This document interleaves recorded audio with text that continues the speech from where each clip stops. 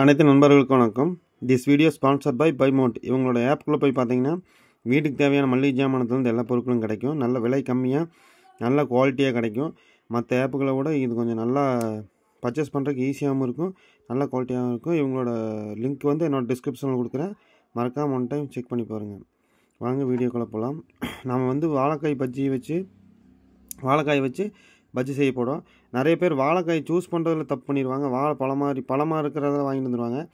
அது நேந்திர பழத்தில் போடுவாங்க, அது ஒரு வித்தியாசமாக இருக்கும். இதே வாழைக்காய் வந்து பழமானதுக்கப்புறம் வாங்கிட்டு வந்து போட்டிங்கன்னா நல்லா இருக்காது, ஒரு மாதிரியாக கசப்படிச்ச மாதிரி இருக்கும். அதனால் வந்து இந்த மாதிரி பச்சையாக இருக்கிற மாதிரி வாங்கிக்கோங்க. இதே நேந்திர பழத்தில் போடுற வேலை போட்டால் நல்லாயிருக்கும். ஆனால் இதில் வந்து பழுத்து போட்டிங்கன்னா நல்லா இருக்காது. அதனால் இந்த மாதிரி எடுத்துங்க. நான் வந்து மிக்சிங்க்கு மாவு வந்து நாங்கள் சக்தி பிராண்ட்லேயே வாங்கிட்டேன். இது வந்து ஒவ்வொருத்தர் வீட்லேயே மாவு ரெடி பண்ணுவாங்க. நான் வந்து ரெடிமேடாக வாங்கிட்டேன். இப்போ பார்த்திங்கன்னா வாழைக்காய் நல்லா தண்ணியில் கொஞ்சம் நேரம் ஊற வைக்கணும். அதே மாதிரி வெட்ட பார்த்திங்கன்னா வெட்டிட்டும் உடனுக்குன்னு நம்ம வந்து தண்ணியில் போட்டுருணுங்க. முடிஞ்ச வரைக்கும் சுடு தண்ணியில் போடுறது ரொம்ப பெஸ்ட்டு. அதாவது கிருமிகளே இருந்தாலும் இறந்துடும். இந்த மாதிரி நம்ம தண்ணியில் போடுறதுனால கருப்படிக்காமல் இருக்கும். இல்லைன்னா நீங்கள் வாட்டுக்கு சும்மா வெறும் பிளேட்டில் போட்டு வச்சுருந்தீங்கன்னா கருப்படிச்சிடும். அப்புறம் சாப்பிடும்போது அது ஒரு கசப்புத்தன்மையாக இருக்கிறதுனால தண்ணியில் போட்டு வச்சு நல்லா ஒன்றுக்கு 2-3 டைம் வாஷ் பண்ணிக்கங்க. இப்போ எண்ணெய் கடையில் எண்ணெய் ஊற்றிக்கலாம். எண்ணெய் வந்து ஃபுல்லாக ஹீட் ஆகிடக்கூடாது, முக்கால்வாசி லைட்டாக ஹீட் ஆகும்போதே நம்ம யூஸ் பண்ண ஆரம்பிச்சிடணும். இது வந்து என்னென்னா பெருங்காயம் நம்ம வந்து அந்த பஜ்ஜியில் வந்து மாவில் கொஞ்சம் கலக்கிக்கணும். அப்போ தான் கொஞ்சம் ஜீரண சக்தி இருக்கும். ஒவ்வொருத்தர் பஜ்ஜி சாப்பிட்டா எது கழிச்சிட்டே இருக்குது அப்படின்னு சொல்லுவாங்க. அதுக்காக நம்ம வந்து பெருங்காயம் கொஞ்சம் சேர்த்துக்கிட்டால் அந்த இது இருக்காது. பார்த்திங்கன்னா இதில் கொஞ்சம் தூவிக்கிட்டேன், ரொம்பவும் போடக்கூடாது, அளவாக இந்த மாதிரி எண்ணெயில் பொரித்து எடுத்துக்கிறோம்.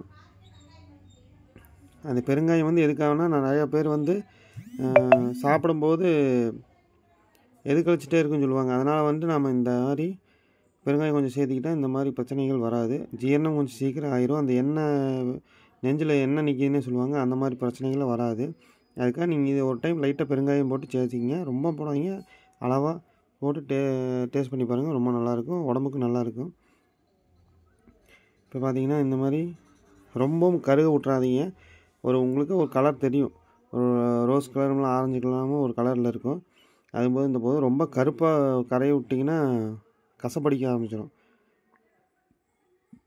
பார்த்துங்க, இந்த கலர் வந்தாவே போதும், இந்த கலருக்கே வெந்துடும்.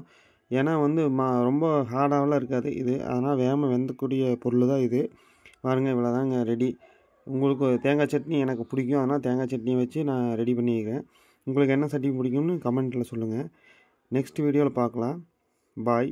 இது வீடியோ பிடிச்சிருந்துன்னா சப்ஸ்கிரைப் பண்ணுங்கள், லைக் பண்ணுங்கள், கமெண்ட் பண்ணுங்கள். நெக்ஸ்ட் வீடியோவில் பார்த்துக்கலாம். அனைத்து நண்பர்களுக்கும் வணக்கம். தேங்க்யூ.